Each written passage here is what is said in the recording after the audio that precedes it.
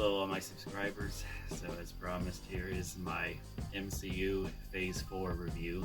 So just a brief introduction. I'm going to be going over every movie and TV show from the MCU, starting with Wandavision, ending with the Guardians of the Galaxy holiday special. So it's going to be every show and movie from there to there. So covering about almost a year, I believe, or a little over a year actually. So yeah, all of Phase 4, and just gonna say this right now, I already got some reviews up on some of the movies and shows as I was able to get them in right as either they were airing or right when they finished. So yeah, for those I'm just gonna maybe add a few things I didn't say before that I wanted to say.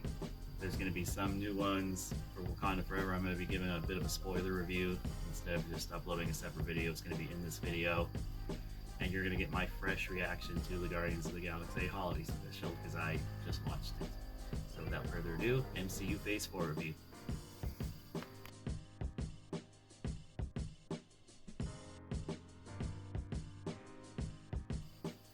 So the inaugural show was Wandavision, and it was supposed to come out a year before, as this whole phase was hit by COVID-19 and the pandemic, with many releases pushed back, and also the overall order of things changing and certain characters appearing either later or earlier than they were supposed to, and also just certain ones that movies and shows that were supposed to be later or earlier.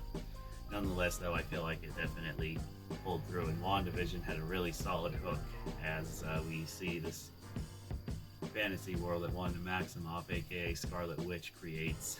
And in this world, the Hex, you find Vision again, who died in Infinity War, and it's unveiling the mystery that happens throughout it. And the reveal of Wanda being the cause of it, but manipulated by Agatha Harkness, was pretty solid. Catherine Hahn definitely has delivered another solid Marvel performance, first great as Olivia Octavius in SpiderMan, and now this, and really glad she'll be coming back in Agatha Coven of Chaos, and potentially she might Elizabeth Olsen might come back, but if you know anything from my Doctor Strange in the Multiverse of Madness review, that's open to interpretation with the way that they handled it. Both her and frickin' seems like Jim Carrey had the same, we're not going to confirm they're dead nor alive, but we're writing them out type method.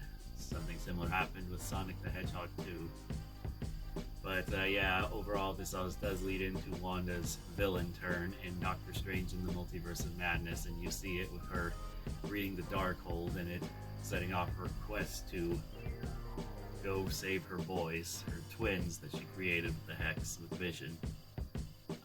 Guess all I gotta say overall is I really feel like this show, it isn't like what some try to say, where some tried to say that the ending was rushed, or the first couple episodes were rough, and the middle ones were when it really got good. I mean, I loved it from the start, and as I get into later, there's a particular YouTuber I'm calling out on this particular matter. Anyway, I guess all I gotta say is highly recommend if you haven't watched it already, and definitely enhances your viewing experience for Doctor Strange in the Multiverse of Madness. But this isn't what introduces the multiverse. It's an upcoming show I'm about to discuss here in a minute. Anyway, moving on to the next show, The Falcon and the Winter Soldier.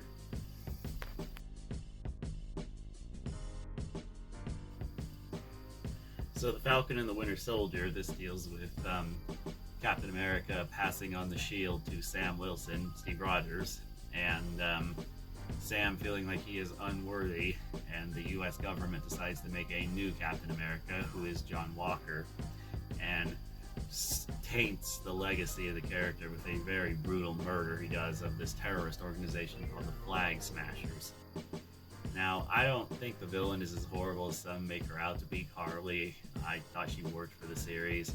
I mean, she's not a standout like certain ones, like Wanda, who does become a villain, and the Mandarin, who I discussed in my Shang-Chi review, so I don't need to discuss any further. He was just great, along with Green Goblin and Spider-Man No Way Home, and Namor and many others with this phase. So the MCU as weak villains argument is now almost defunct, because Marvel has been getting that down quite frequently as of late, and definitely has continued the trend. And Agatha Harkness is a solid another villain too, so she also counts. Anyway, definitely a nice way to pass on the torch, and you see as the story progresses, Sam, as he begins to accept the role of Captain America. And I don't know why some call the moment cringeworthy where he calls out the senator, because, I mean, shit, that's what Captain America does. And a big part of the arc from the Steve Rogers arc from the Infinity Saga is him dealing with institutions that run the U.S. and him questioning what he's built his whole allegiances to and his whole identity. And Sam here is trying to say, hey, it's time to do better. I mean, we've been through a lot of shit, but we gotta get through it, and we gotta do better. And I do also like John Walker and the direction he's going in. Glad he got his just desserts, but glad he wasn't killed off. It will be nice to see him back again, and this ties into my speculation for the future for Phase 5. But yeah, he's a U.S. agent now, and Sam is the new Captain America. And overall, I feel like this is definitely the way to go for the story. As Captain America said before he passed on the shield to him, "You're a good man," and they built a solid connection. And Bucky did do some horrible things, despite him being under mind control, and I believe it was perfectly fitting. And I'm sure Steve knew that Bucky would still honor his legacy in his own way as the Winter Soldier, and redeemed himself as he did reform. So yeah, overall, Falcon and Winter Soldier, another show I'd recommend if you haven't seen it already. Another solid banger right there. So on to the next show, that one being Loki.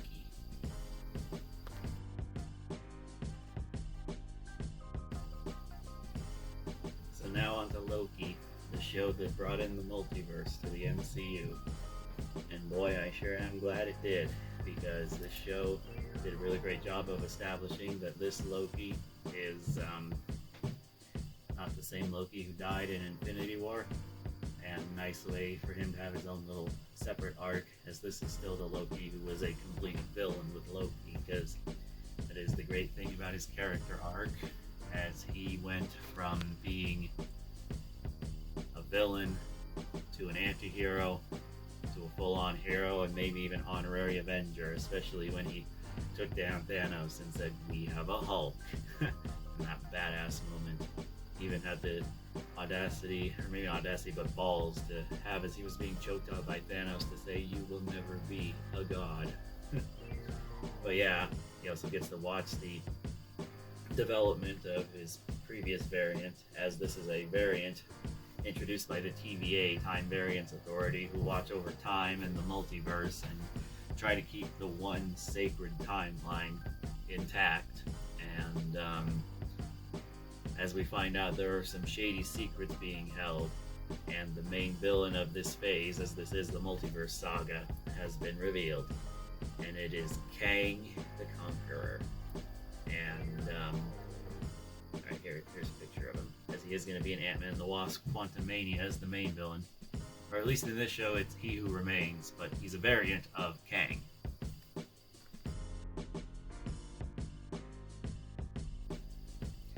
But yeah, and before I get into that too, this Loki has a female variant named Sylvie, who's the one who unleashes the multiverse, as He Who Remains gives a choice where they could just rule the one sacred timeline together, or Sylvie could kill him and start a multiversal war.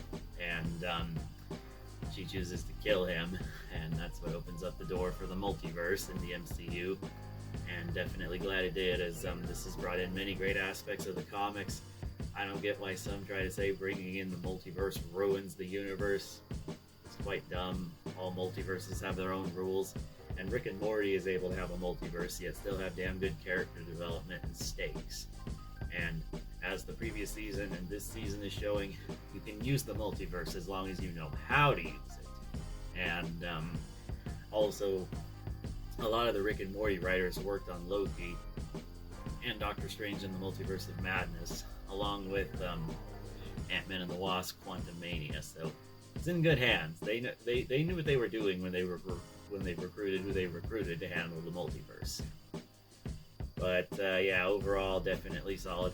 Can't wait to see season 2, because it ended on a bit of a cliffhanger, as we see the TVA is now being controlled by Kang himself, because there's a statue in the TVA's headquarters. And Owen Wilson plays Mobius, one of the workers at the TVA. He doesn't even recognize Loki, so that'll be interesting to see in season 2. Hopefully he finds a way to bring him back, as they've become really close friends, and also helped him survive the universe where a lot of Loki variants went to die, as there's a bunch of different Loki variants. Kid Loki, Classic Loki, Viking Loki, Croaky, the Crocodile variant, and also President Loki. All quite funny and pretty awesome. And Classic Loki had a pretty nice little action where he sacrificed himself to allow the main Loki variant we've been following get to He Who Remains. So yeah, I guess that's all I gotta say. Highly recommend the show. It's absolutely wonderful. Brought in the multiverse, great. Another banger. And also has a really solid theme song too. Has its own little unique, distinct sound, and definitely gets you in the mood when you watch it.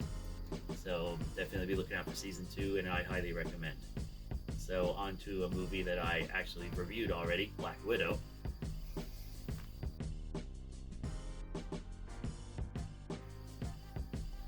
So for Black Widow, I already reviewed it, so I'm just going to say a few things I didn't say in the video, or just touch on things that have happened since the movie came out.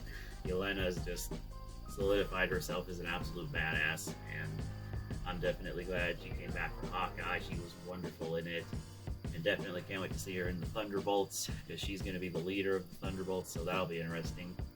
Though I still am hoping Thunderbolt Ross gets to come in some way, and maybe he might usurp her as the leader of the Thunderbolts. And I still feel, even after some time has passed, Natasha got a great send-off with this movie, and it's only continued, and Yelena's carrying out her legacy in some really amazing ways, and definitely can't wait. So, on to another show that I already reviewed, and this is mainly just going to be my speculation. That is What If.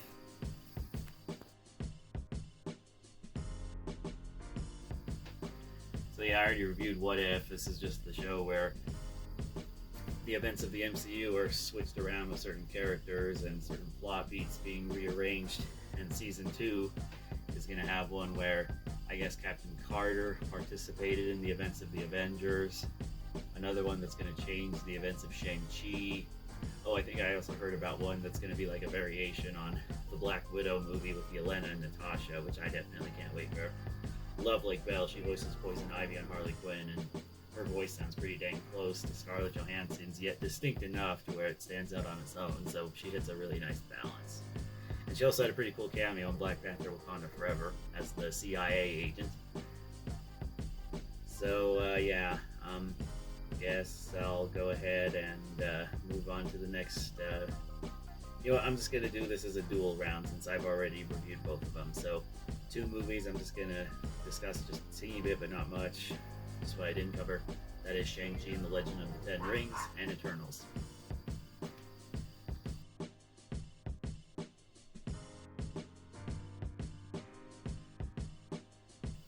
Shang-Chi was definitely the biggest surprise of this current phase.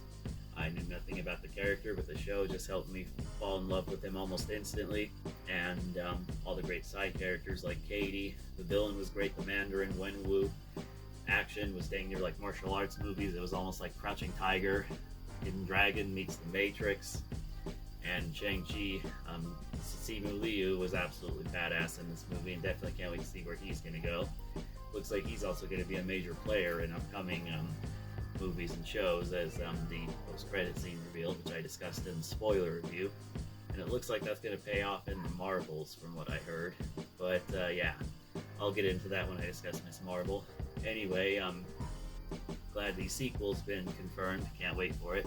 Forget what it was titled, but I'm excited nonetheless. And we're bringing back the same director, and that director is going to direct Avengers: The Kang Dynasty. So I know that it's going to be pretty amazing. So for sure, can't wait to see how that's going to go down. And Eternals is also wonderful, and hopefully a sequel will get confirmed here soon. It wasn't confirmed at Comic-Con, but I can't wait for it. Now on to a show I actually didn't review, Hawkeye.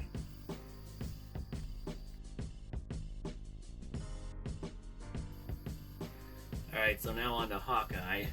This show was definitely a nice, welcomed, holiday-themed show, as it focuses on Clint Barton, as he's trying to deal with some of the actions of his past as Ronin, along with a young girl, well, at least when the Avengers took place, that witnessed Hawkeye fighting the Chitauri in the original Avengers movie, Kate Bishop, and her wanting to take up his shoes. As you saw on the cover, she's played by Haley Steinfeld, and she does a damn good job and really grow to like the character. And just like in the Avengers game, hate to say it, but I prefer Kate Bishop, Hawkeye, more to Clint. No offense to Clint, Clint's still cool, but Kate just has a slight bit of edge. I don't know, maybe it's her personality, something about it just really clicks with me.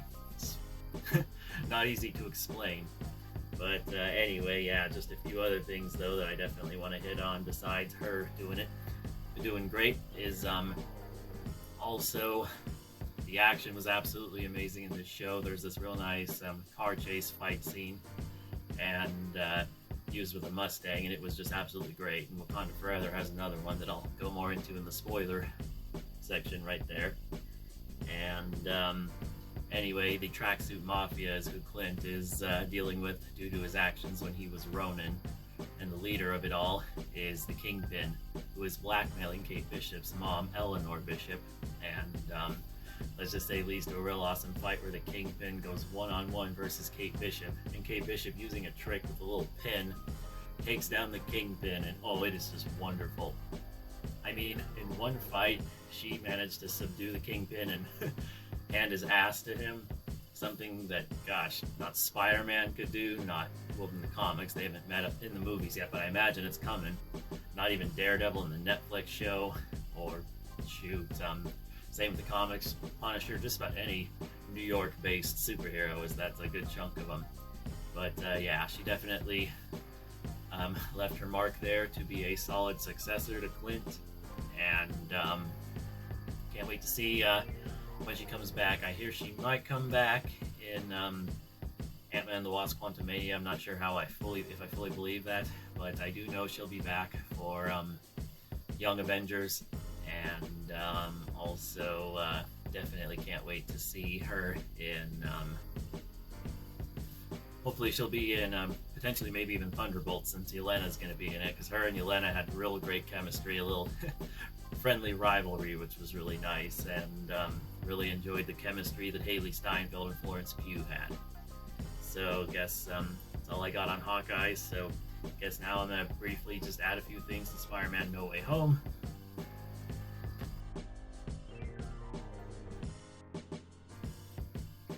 And Spider-Man No Way Home, all I gotta say left is just gonna speculate here for a bit on the future of Tom Holland. Definitely gotta say, with that ending, wow, they could go in so many different directions, but can't wait to hopefully see that maybe they bring in Spider-Gwen into the MCU with Gwen Stacy, maybe find a way to incorporate her into it somehow. Shoot, I'd even be fine if she's just Gwen Stacy, but Spider-Gwen even better. And maybe get that actress from House of the Dragons, Millie, I forget her last name, but she looks spot on to Gwen Stacy, and I think she would be pretty dang amazing. Either her or Anya Taylor-Joy, because Anya Taylor-Joy, after watching last night in Soho, whoa, she sold me. Like, she could really do any type of movie. That's why I'm not too mad that we're not getting Mad Max 5 and instead of Furiosa prequel, because she is amazing and she'll make the movie pretty dang amazing. And with the same director back, it'll be good. But anyway, back to Marvel. If she's Spider-Gwen, then I fully support that. And yeah, has my approval there. So anyway, on to another show that I already reviewed, Moon Knight.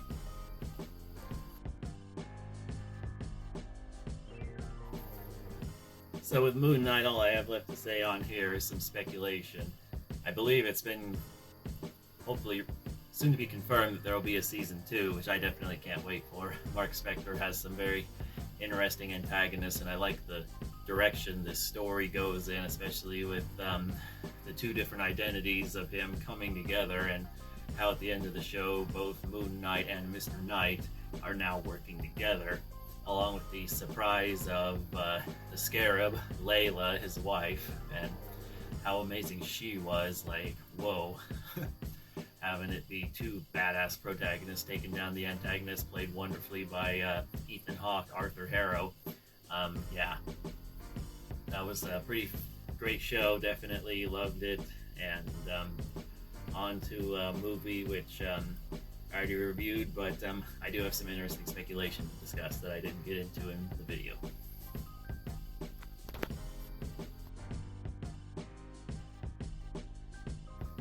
So this is Doctor Strange in the Multiverse of Madness, and just wanted to speculate a little bit on the fate of, as I was hinting at earlier, Wanda Maximoff's Scarlet Witch. It'll definitely be interesting to see how where she'll come back, because I don't think she'll be dead. Elizabeth Olsen is too much of a draw, and the movie is at this moment the highest grossing MCU movie of the year, but I think Wakanda Forever is probably going to overtake it. But yeah, I think she'll be back in some way, and maybe go through a potential redemption arc and reform, which would be pretty awesome. Have a nice little reform arc, which relates to one of the future movies I'm going to discuss, but I'm not going to say it right here. Yeah, I definitely want to see more of Lizzie Olsen. She did a great job, and definitely want more of her back. I honestly hope she's not dead. So, on to a show I didn't get to reviewing, Ms. Marvel.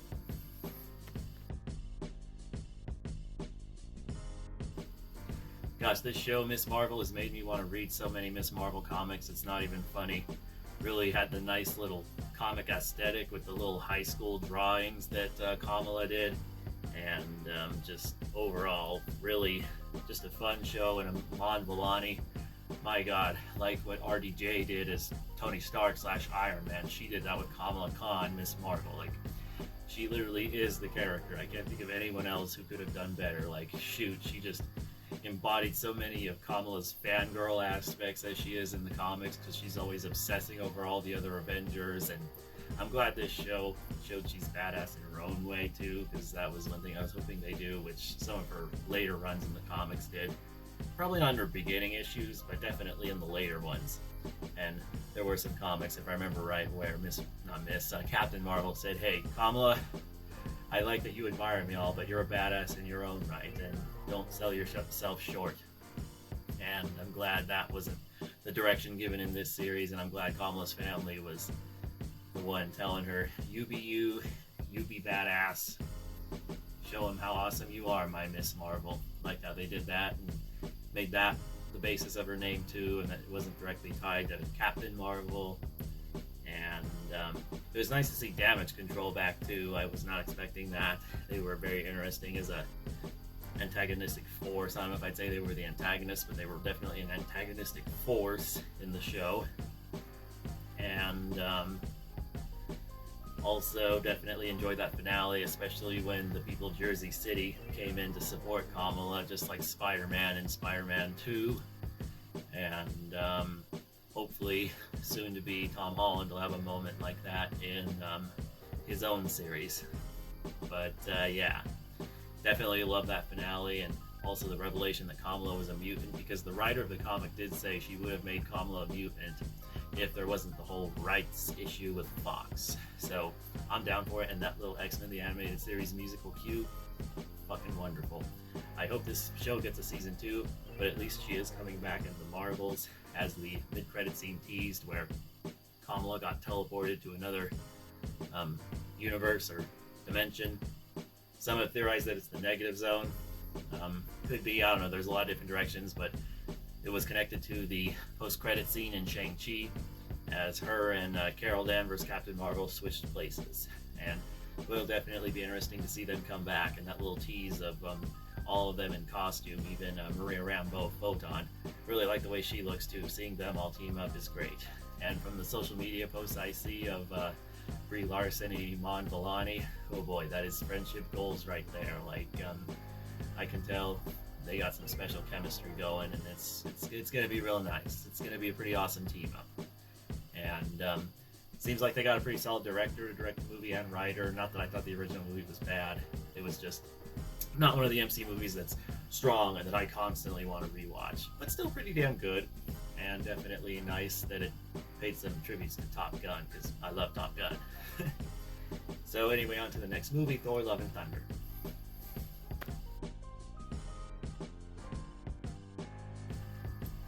All I gotta say about this movie is, wow, I really don't get why fans turn so suddenly on Taika Waititi, saying that he ruined Thor and that he needs to go away, and how he's now basically damn near ran out of the MCU. This movie was really great, had a nice story and kind of sweet, and liked the way how they handled the Jane Foster becoming Mighty Thor story and her being worthy of Mjolnir, along with the story angle of handling Thor and all the trauma he's dealt with since, gosh, really about the beginning of his MCU run, because he went from being banished to having to fight his brother to just about everyone he loved and cared about dying, and being responsible for Thanos, at least the first Thanos, Prime Thanos, getting his victory when he didn't aim for the head. And yeah, definitely. But it was nice to have him go up against Gore the God Butcher, and Christian Bale absolutely killed it, as always. With him, it's kind of a given at this point. I mean, shoot, he may not be my favorite Batman, but I still love his Batman performance, and he's also great as Patrick Bateman in American Psycho, so yeah, can't go wrong there with Christian Bale. And Russell Crowe was also great as Zeus. That scene on Omnipotent City was great, along with the use of color in Gore's world was real great. And the Guns N' Roses soundtrack, holy shit, every song was used so perfectly. And how can you not love the scene where Thor uses Zeus's lightning bolt to give the Asgardian children a bit of his power?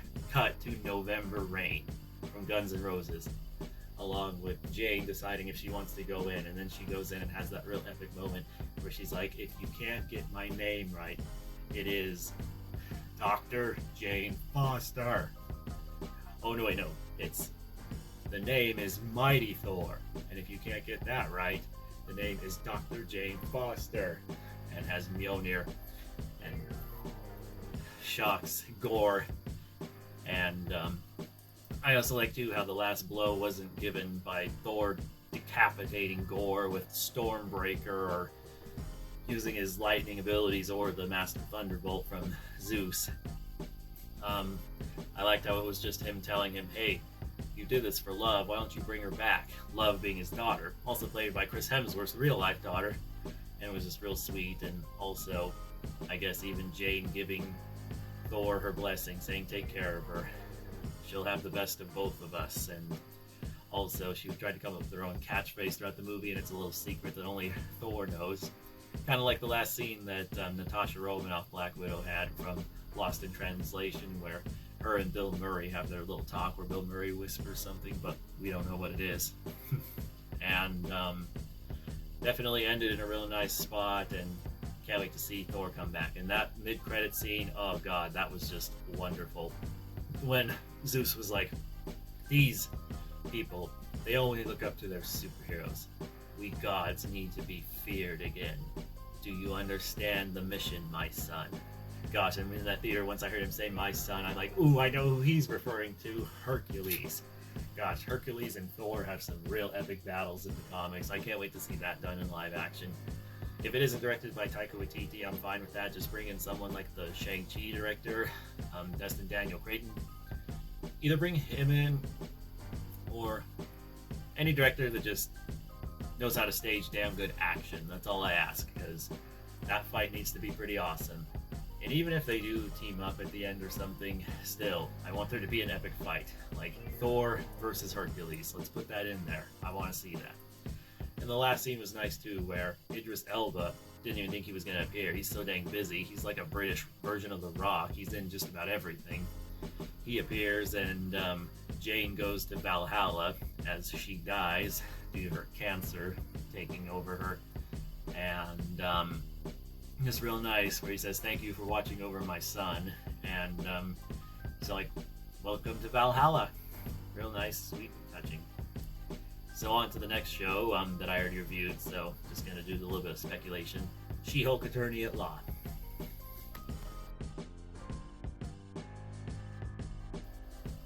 So She-Hulk Attorney at Law, all I gotta say left on this is the door was definitely, as I said in the video, left wide open for season 2. I hope it comes back. There's still plenty of good material from both the John Byrne and the Dan Slott runs to draw from, even some other more recent runs. Like her most recent run before the show came out, from what I've heard, is pretty good. And I did almost buy a comic from it when I was in Georgia, but didn't. But I might go back to the comic book store and see if one of them is in there. Anyway, it's heavily rumored that she might appear in Captain America New World Order. It makes perfect sense with the leader being the villain. Would be nice to have her and Captain America, Sam Wilson, and Bucky team up to take him down. And this is just some speculation here, but it's fun to speculate. Harrison Ford is playing Thunderbolt Ross, and they didn't do to Thunderbolt Ross what happened with Black Panther T'Challa. They just did the recasting, and I'm pretty sure when you hire an actor like Harrison Ford, I mean, shit, Han Solo / Indiana Jones / Rick Deckard, among his other many iconic roles, you don't bring him in just to kill him off or have him be a small role. He's going to be back in a big way. And I guess I'll say this too. There's a president mentioned in Black Panther Wakanda Forever, and I'm beginning to wonder if this is the one, if that's who they're talking about, because he did work for the UN, so maybe he used that as a hook for voters to vote for him. So yeah, it would be very interesting, because yeah, he has a shady backstory, and it would be nice to see that side of Harrison Ford also. He doesn't really play shady characters all that much, as far as I can remember, so that'll be really interesting to see. So anyway, I guess I already reviewed Werewolf by Night, so I'm just going to say watch that video. Now let's go to the spoiler review of Black Panther Wakanda Forever.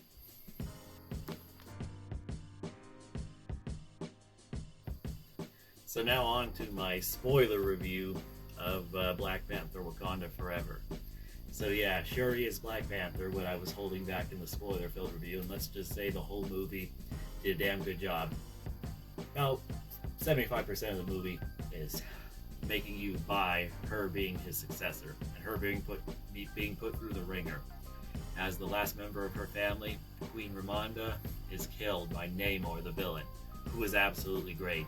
Because the whole thing about him, like what I said, you understand him and sympathize with him. It's just, when you mess with his people, you'll regret it. I feel like his morality is definitely kind of similar to Black Adam, Teth Adam, but definitely Teth Adam now is definitely more on the anti-hero side, and Namor, he's kind of whatever the writers want him to be. He could be a villain, he could be an anti-hero, he could be a hero. He's kind of whatever the writers want him to be. Very similar to Scarlet Witch. But yeah, overall, definitely really love that.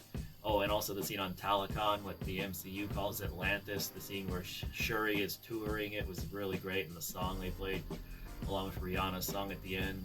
Definitely need to bring your tissues while watching this movie. It's an emotional ride. Might be long, but it's well paced, and you'll love every second of it. And Riri Williams is also really great, and don't let anyone tell you different. She's not replacing Tony Stark. She just took the blueprint, the basis of the Iron Man armor, and is doing her own thing with it too. So just want to say that right there. Her main motivation is honoring her father, because he's what started her whole obsession with being a mechanic and being an inventor, genius, as she also went to the same university he went to, MIT, where Peter Parker would go too if No Way Home didn't, the events of that movie didn't happen and erase his identity. A little detail I noticed on my second viewing. Quite a few of them actually, and I'll say this too, the movie does get a little emotional even when you see it coming, like just the way they handled Chadwick's death. It was, oh boy, an emotional ride. And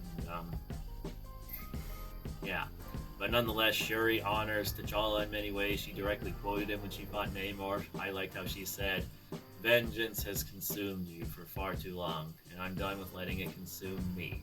And they decide to set aside their differences, and Talakon and Wakanda are now allies. So that was really nice.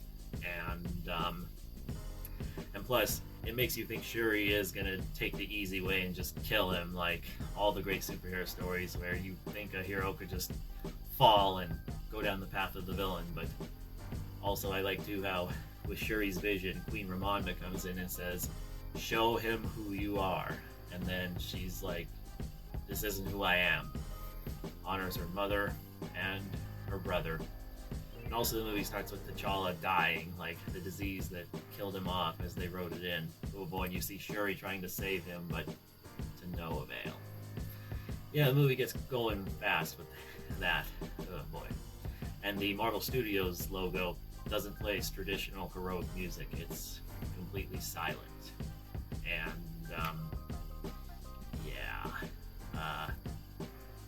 let's just say the movie definitely still hit a nice balance, though. It wasn't just a complete funeral cry fest. There were some solid moments of action, well-placed humor, like kind of like Doctor Strange in the Multiverse of Madness. There wasn't a lot of it, but it was very well placed and placed at just the right moment to ease the tension but not ruin the scene. So really like that. And also just overall really love this movie, and it was really great. And Wakanda forever. Rest in peace, Chadwick Boseman. Anyway, also the mid-credit scene was great. There's only one, and I guess T'Challa had a son with Nakia, who also had his name. Got a feeling he'll definitely be back as in the Young Avengers, and who knows, maybe both him and Shuri, when he grows up, could both be the Black Panther. Really interesting to see how that plays out. But yeah, all the returning characters were great, and M'Baku was great. Oh, and the surprise cameo I couldn't say in the spoiler-free video, it was Killmonger. He came back, but it wasn't done just for fan service. It actually advanced Shuri's story, and she brings up some points about the history of Wakanda's rulers, like King T'Chaka, T'Challa's predecessor, and some stuff about T'Challa and what his actions, and it was just real nice how Shuri confronts him and proves him wrong. Boy, but still preserving the sympathetic side to Killmonger. Like, they didn't undo his arc or anything. But yeah, Ryan Coogler, oh boy, he delivered. For a final movie, this one was absolutely wonderful. I honestly hope it gets nominated for many Oscars, and hopefully this time it can actually win Best Picture. And that Rihanna song, it better at least be nominated. I won't be mad if it doesn't win, but it is amazing. She sang her heart out. So, on to the last part of the phase, Guardians of the Galaxy, the holiday special.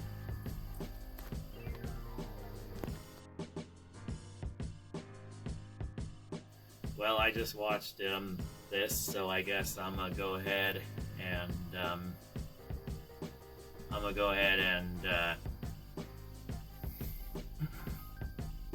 just say that James Gunn is gonna make it really. He's making it hard to know that he's gone after Guardians of the Galaxy Volume 3. Boy, I'm gonna miss him. Such a great balance of humor, heart, and some real sweet moments too. Just overall, this was just very heartfelt and just really amazing. Got me in the Christmas spirit already, and I definitely can't wait to watch it again. It was absolutely wonderful, especially bringing together the Guardians back one more time, and also the placement of this, some really nice jokes in it too. I honestly don't want to spoil it because it's still pretty fresh. So all I'm going to say is if you got Disney Plus, watch it as soon as possible. So I guess all I got to do now is just some speculation on Phase 5. I've decided I'm going to cut one part of this script that I was going to do, but I'm not going to do it now. I'm going to follow what Shuri said. Not really about vengeance, but just this part was really petty. And I've let pettiness kind of consume me sometimes this year and in the past. And, I think I'm done letting pettiness consume me anymore. So, on to some speculation for Phase 5, and then my final thoughts and conclusion. So, yeah.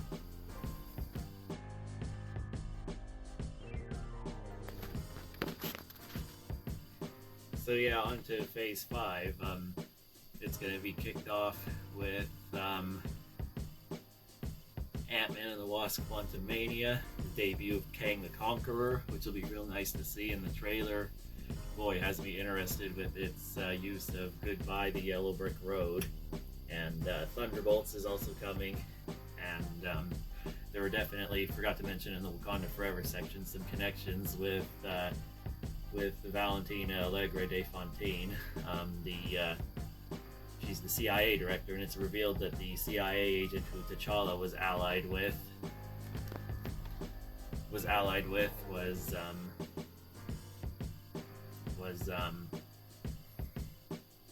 she was his ex-wife, which was a really interesting twist. I did not see that coming, and definitely can't wait to see how when Ross got broken out by the Wakandans, if that's going to somehow connect to the Thunderbolts. But yeah, that's definitely an upcoming Phase 5 film I cannot wait for, and gosh dang, there's a lot to look forward to, and who knows, there's probably going to be some that are yet to be announced. But I know Agatha Coven of Chaos is coming, which I can't wait for. That one looks pretty amazing. And also, Guardians of the Galaxy Volume 3, definitely can't wait for that. That's also the next movie. Oh, and the last movie of next year that's in this phase that's coming out is The Marvels, as I previously said, so don't need to say much more there why I'm excited there. Solid cast, and yeah. Also, Thunderbolts is coming, and I guess Harrison Ford is going to play Thunderbolt Ross in Captain America New World Order, coming out 2 years from now. And he's going to appear in that, and definitely can't wait to see it with this team they got, with Bucky being in it, along with Ghost, U.S. Agent, and Yelena, and Red Guardian. Oh, and Taskmaster also coming back. Can't wait to see more of Taskmaster. And it looks like the last film that's going to be in here is Blade, and I love Mahershala Ali. He's always killed it in whatever he's done, so definitely can't wait to see how this is going to turn out. And What If already stated what I can't wait for in Season 2, so yeah. Secret Invasion was a really interesting story, and I can't wait to see how they do it here, and if there's going to be any potential cameos. And because they're both kind of the same, Echo and Daredevil Born Again definitely have my interest, because a lot of the same characters are going to be appearing in it, like Kingpin and their Matt Murdock Daredevil, so can't wait to see how that's going to go on, seeing the street level side of the MCU, along with Ironheart. Can't wait to see how Riri's arc is going to continue, and Agatha Coven of Chaos. So I guess that's all Phase 5 from what I see here. I see just nothing but even more pretty amazing bangers coming in, so I guess all I have left to say on this video is I hope you enjoyed it. Like, comment, subscribe, and peace.